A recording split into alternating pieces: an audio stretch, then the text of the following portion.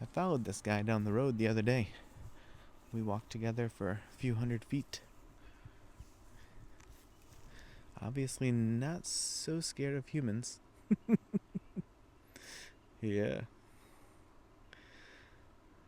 I see he didn't bother my compost. This time around, at least. I think he may have the other day.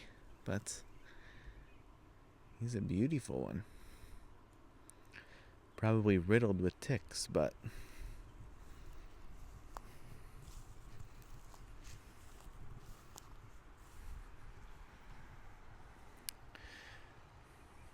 this year is different in that I usually see more bears than I do deer.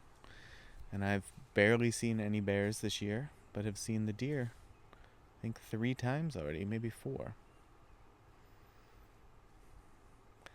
What a nice guy.